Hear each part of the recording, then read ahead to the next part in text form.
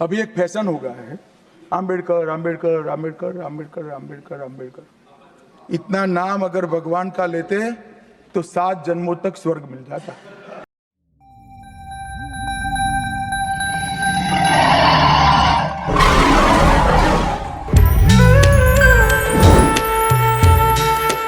नमस्कार मित्रों, उदय India digital में आप सबका स्वागत है। मैं हूं दीपक कुमार रथ और इंडिया थिंग्स में मैं आज एक बड़ा अच्छा सा चीज़ आपके सामने रखने वाला हूं, क्योंकि आजकल तो सिर्फ पूरा देश का नज़र देश में चलने वाला कॉन्स्टिट्यूशन के ऊपर जो चर्चा पहले लोकसभा में हुआ, फिर राज्यसभा में हुआ और खास करके राज्यसभा में अमित शाह ने जिस तरह से टिप्पणी दी है उसके ऊपर कांग्रेस को मानो कि नमक लग गया है, मिर्च लग गया है और कांग्रेस ने गृह मंत्री का इस्तीफा भी मांग की है, ऐसे हमने न्यूज में सुना है। और उनको बड़ा तकलीफ है क्योंकि इतने साल में कांग्रेस ने कैसे अंबेडकर को यूज किया, अंबेडकर की इच्छा के खिलाफ कार्य किया और फिर अंबेडकर को नाम लेके उसको पॉलिटिकल बेनिफिट उठाने का काम किया। ये बात अमित शाह जी ने राज्यसभा में पूरी तरह से देश के सामने रखा। हालांकि बार बार खड़गे जी ने और जयराम रमेश जी ने उसको काउंटर करने का कोशिश किया, लेकिन अमित शाह जी वहां चुप नहीं हुए और उन्होंने दो टूक जवाब में उन्होंने कहा, बार बार कहा कि आपने किया है तो आपको सुनना पड़ेगा और इस देश की जनता को भी पता लगना चाहिए, इस देश की जनता को पता लगना चाहिए कि आखिर इतने वर्ष इस देश में राजनीति करने वाला पार्टी संविधान की संशोधन में जितना संशोधन किया है वो संशोधन में कितना संशोधन अपना फायदा के लिए है और कितना संशोधन देश की फायदा के लिए है। और अमित शाह ने यह भी गिनाया कि भाजपा सरकार के आने के बाद, चाहे अटल जी का 6 साल की सरकार हो, चाहे 2014 से 2024 तक हो, भाजपा के राज्य में नरेंद्र मोदी जी की लीडरशिप में जो सरकार चल रहा है, जितना चेंजेस हुई है वो क्या है। तो ये जो बहस था बड़ा गर्मागर्म था राज्यसभा में और ये कॉन्स्टिट्यूशन पर चली आ रही है। अलग अलग नेताओं ने, अलग अलग पार्टी के लोगों ने भी बहस किया और बहस को मुझे लगता है अमित शाह बोलने के बाद कल जिस तरह से उन्होंने अपना बात रखी उससे ये तय हो गया कि ये बहस जो है उसकी पूर्ण विराम लग गया है। पूर्ण विराम लगाया गृह मंत्री अमित शाह ने और तरीके से लगाया और ऐसे लगाया कि कांग्रेस तिलमिला उठी। कांग्रेस को जो वेल ट्रीटमेंट अमित शाह ने दिया है वो है ऐसा है कि कांग्रेस को पसीने ही छूट रहे थे, जवाब ही नहीं था। उनको ऐसा भारी तकलीफ हो रहा था, जिन लोगों ने कल देखा है उनको समझ आया होगा। He was speaking like a statesman. He was well prepared and he was speaking like a home minister of a nation. मतलब क्रिकेट की भाषा में कहे तो पूरी तरह से धागा खोल दिया। आज सुबह से मतलब आप देखें तो कल शाम से ही जब से उन्होंने भाषण दिया है कांग्रेस छटपटा रहा है उनकी भाषण के बाद और आम्बेडकर के अपमान का नारा अमित शाह के भाषण का क्लिप काट कर लगा रहे हैं। आप पहले ये वीडियो देखिए फिर आपको समझ आएगा। अभी एक फैशन हो गया है, आम्बेडकर आम्बेडकर आम्बेडकर आम्बेडकर आम्बेडकर आम्बेडकर। इतना नाम अगर भगवान का लेते तो 7 जन्मों तक स्वर्ग मिल जाता। आपका भाव क्या है ये मैं बताता। मान्यवर आम्बेडकर जी को देश की पहली कैबिनेट से इस्तीफा क्यों दे दिया? आम्बेडकर जी ने कई बार कहा कि अनुसूचित जातियों और जनजातियों से हुए व्यवहार से मैं असंतुष्ट हूं, सरकार की विदेश नीति से मैं असहमत हूं और आर्टिकल 370 से मैं असहमत हूं। इसलिए वो छोड़ना चाहते थे, उनको आश्वासन दिया गया, आश्वासन पूरा नहीं हुआ, उन्होंने इग्नोरेंस के चलते इस्तीफा दे दिया। और एक श्री BC रॉय ने पत्र लिखा कि अंबेडकर और राजा जी जैसे दो महानुभाव मंत्रिमंडल छोड़ेंगे तो क्या होगा, तो नेहरू जी ने उनको जवाब में लिखा है, राजा जी के जाने से तो थोड़ा बहुत नुकसान होगा, अंबेडकर के जाने से मंत्रिमंडल कमजोर नहीं होता है। मान्यवर ये विचार जो खड़गे जी कह रहे हैं ना, क्या आपत्ति है, जिसका विरोध करते हो उसका वोट के लिए नाम देना है, कितना उचित है? क्योंकि अब अंबेडकर जी को मानने वाले पर्याप्त संख्या में आ गए हैं, इसलिए आप अंबेडकर अंबेडकर कर रहे हो। इसमें कांग्रेस की हताशा, निराशा साफ तौर पर दिखाई दे रहा है और गुस्सा भी आ रहा है। गुस्सा आना भी होगा, बड़ा जाहिर सी बात है। 1952 की रिपोर्ट अमित शाह ने निकाल के दिखाया कि रिजर्वेशन के ऊपर ये उन्होंने कमेटी जांच किया था, उसका रिपोर्ट कहाँ गया? लाइब्रेरी में गया। और रिपोर्ट किस लिए बनाया जाता है, कहाँ रखना चाहिए था? अगर बैकवर्ड क्लास को रिजर्वेशन देना चाहता था कांग्रेस तो उसको क्या एक्शन लेना चाहिए था, लेकिन एक्शन लेने के जगह कैसे कांग्रेस ने उसको लाइब्रेरी में पहुंचा दिया। ऐसे अनेक उदाहरण, अनेक डेट के साथ, ऑथेंटिसिटी के साथ जब उन्होंने एक एक पन्ना खोले,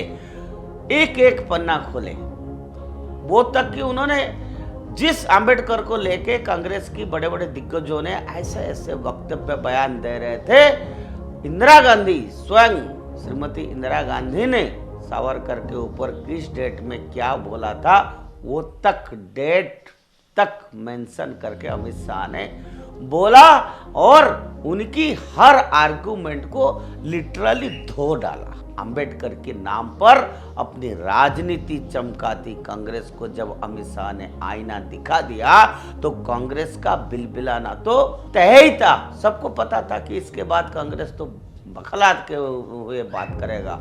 और अमित शाह ने जब ये बताया कि अंबेडकर के प्रति कांग्रेस का क्या रुख रहा है तो कांग्रेस को लगा अरे सच्चाई सामने आ रहे, तो वो एक सामान्य क्लिप कटुए की तरह बिहेव करने लगी। अरे कांग्रेस पार्टी यह काम तो ट्रोल्स का ही आप अपनी मर्यादा तक को रखना चाहिए। शर्म हाय नाम की भी कोई चीज होती है कि नहीं होती है, ये कांग्रेस को सोचनी चाहिए। अमित शाह ने ईवीएम पर कांग्रेस की विधवा विलाप भी सामने रख दिया।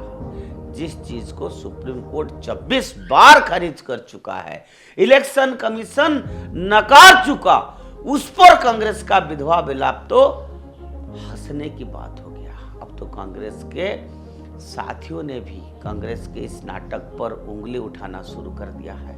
ईवीएम हैकिंग, अमित शाह ने कहा कि इलेक्शन कमीशन ने 3 दिन तक ईवीएम मशीन को रखा और कहा भाई कौन कर सकता है इस ईवीएम को हैकिंग, लाइए करिए। किसी ने नहीं किया। उन्होंने यह भी बताया कि महाराष्ट्र में तो ईवीएम खराब है, झारखंड में तो ईवीएम ठीक है। तो ये पूरे बातें बिल्कुल दूध का दूध और पानी का पानी करके दिखा दिया। आजकल जिस तरह से कांग्रेस जुडिशियरी को अंडरमाइन करने का आरोप लगा रही है भाजपा पर, उसकी भी कलई खोल दी अमित शाह ने। इंदिरा गांधी के 42वें संविधान संशोधन की याद दिलाई कांग्रेस। 42वें संशोधन का सबसे भयावह पहलू न्यायपालिका की शक्ति को कम करने का जानबूझकर प्रयास किया गया था और इस संशोधन का उद्देश्य कॉन्स्टिट्यूशनल अमेंडमेंट को वैधता पर निर्णय लेने का सर्वोच्च न्यायालय और उच्च न्यायालय की अधिकारी को कम करना था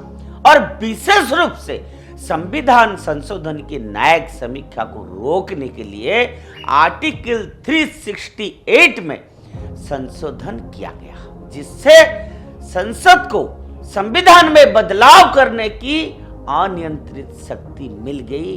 यह न्यायपालिका को दरकिनारे करने का एक जबरदस्त प्रयास था जिसने पहले कार्यपालिका के अतिक्रमण पर अंकुश लगाने का काम किया था। और इसके अलावा भी संशोधन ने आर्टिकल 226 में बदलाव किए जिसने एनफोर्समेंट ऑफ फंडामेंटल राइट्स के लिए रीट जारी करने की उच्च न्यायालय की क्षमता को प्रतिबंधित कर दिया और ऐसा करके कांग्रेस सरकार ने नागरिकों की राज्य की कार्रवाइयों के खिलाफ निवारण की मांग करने की क्षमता को गंभीर रूप से सीमित कर दिया।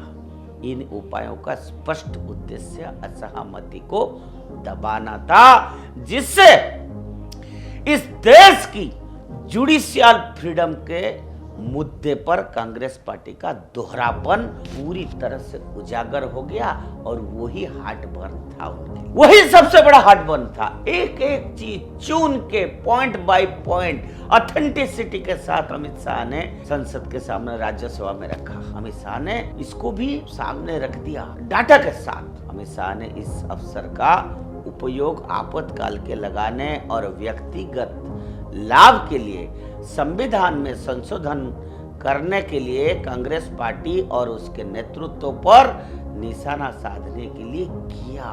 उन्होंने संविधान संशोधन के साथ कांग्रेस के इतिहास की जड़ें भी खोद। शाह ने विपक्ष की सीधी आलोचना करते हुए कहा, I will quote it, Congress ने 55 साल के शासनकाल में 77 बार संविधान बदला। आई अनकोट। राहुल गांधी की बालक बुद्धि का भी मजाक अमित शाह ने बड़ा चुटकी से लिया। इस भाषणों में बार बार जताया, चुटकी लेते हुए उन्होंने कहा, आई कोट, खुद को युवा यानी राहुल गांधी खुद को युवा कहने वाले 54 वर्षीय नेता लगातार संविधान बदलने की बात करते हैं, लेकिन मैं आपको याद दिलाना चाहता हूं कि संविधान में संशोधन करने की शक्ति पहले से ही संविधान में ही है। ये बात अमित शाह ने उनको बता दिया और शाह ने सामने रख दिया कि जवाहरलाल नेहरू के नेतृत्व वाली कांग्रेस सरकार ने अगेन आई विल कोट, अभिव्यक्ति की स्वतंत्रता को कम करने, I will unquote. Amit Shah ने कहा कि इन्होंने, कांग्रेस पार्टी ने अभिव्यक्ति की स्वतंत्रता को कम करने के लिए पहला संविधान संशोधन अधिनियम लाया। तंज करते हुए अमित शाह ने कहा कि पहला संशोधन 18 जून 1951 को किया गया था।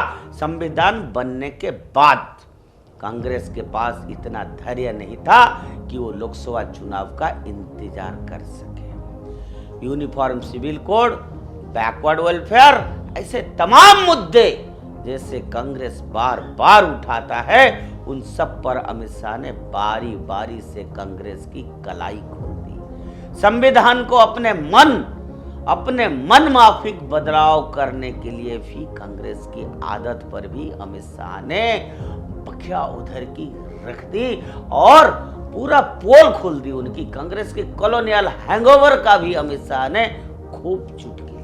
संसद के माध्यम से उन्होंने जनता को, पूरे देश को बताया कि क्यों कांग्रेस बजट शाम को 5:30 बजे पेश करती। कांग्रेस इसीलिए, उस अमित शाह ने कहा कि कांग्रेस इसीलिए उस समय पेश करती थी क्योंकि क्वीन ऑफ इंग्लैंड के समय अनुसार सुबह 11 बजे उसे देख सके। मतलब हद है कि कॉलोनियल हैंगओवर तब तक था।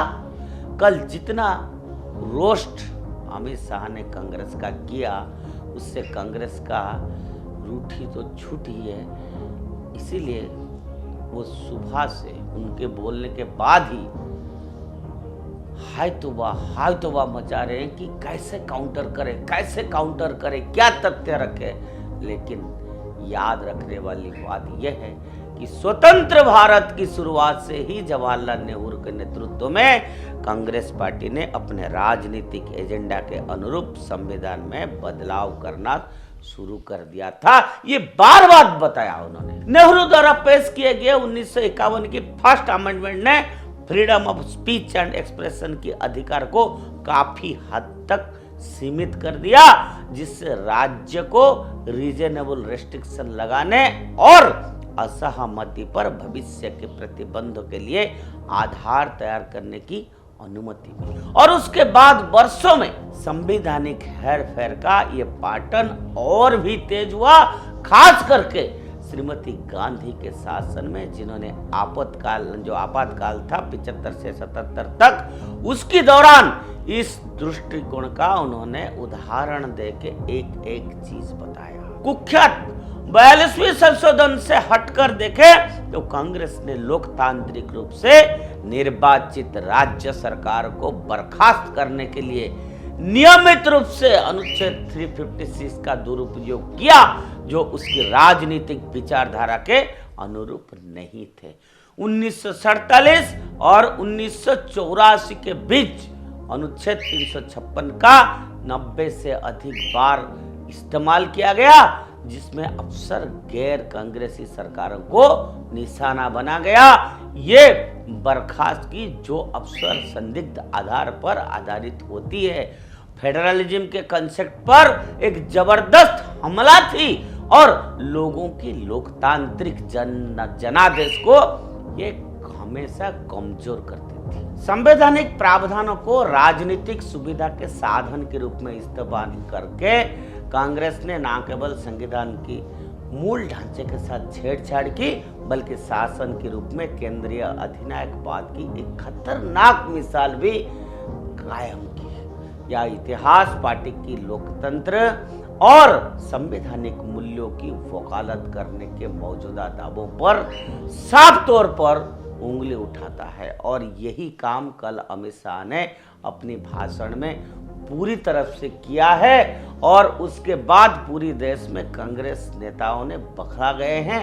और उसके बाद प्रधानमंत्री ने स्वयं ट्वीट करके बताया है कि जो इकोसिस्टम कांग्रेस चला रहा है और जिस तरह से अपने स्वार्थ के लिए उन्होंने अलग अलग समय अलग अलग नेता के नाम लिया है, ये कभी कांग्रेस बच नहीं सकता है। और बार बार ये जो बात कर रहे हैं, भारतीय शास्त्र को कोट कर रहे हैं, वहाँ पर मैं यही कहना चाहता हूँ कि भारतीय शास्त्र एक उच्च स्तर की है। आप लोगों को उसके ऊपर बोलने का क्वालिफिकेशन नहीं है। You are not qualified to speak on those issues. आज आप लोगों का अधिकार क्षेत्र से वो बाहर है। आप पहले अपने आप को उस लेवल तक लीजिए, फिर आप उसको कोट करिए, फिर मौजूदा परिस्थिति में आप उसको कोट करिए, जब जरूरत है बताइए। लेकिन यह संभव नहीं है कि इस देश की जनता आपकी बात को मान लेगा कि आप कभी कोई किताब, कभी कोई कुछ, कभी कोई चीज से कोई भी कोट या एक लाइन उठा के आप किसी को अपना पर्सनल पॉलिटिकल बेनिफिट के लिए यूज करेंगे। अब इस देश की जनता इसको नकारेगा, इस देश की युवा इसको नहीं मानने वाला है। देश जाग चुका है, अब इस देश इकट्ठी हुआ है, अब इस देश को समझ में आ रहा है ये नैरेटिव्स कौन बना रहा है, कहाँ बना रहा है, इसके पीछे कौन सा देश है, और इस एजेंडे के पीछे कौन कौन बिजनेसमैन है जो यहाँ पर ला रहे हैं, चला रहे हैं, स्ट्रैटेजी बना रहे हैं। तो मित्रों, समय आया है ये नैरेटिव्स के खिलाफ हम सबको, आपको अलर्ट रहना है, क्योंकि हमारे लिए देश ही महान है। उनके लिए ना हो तो कोई बात नहीं। जय हिंद।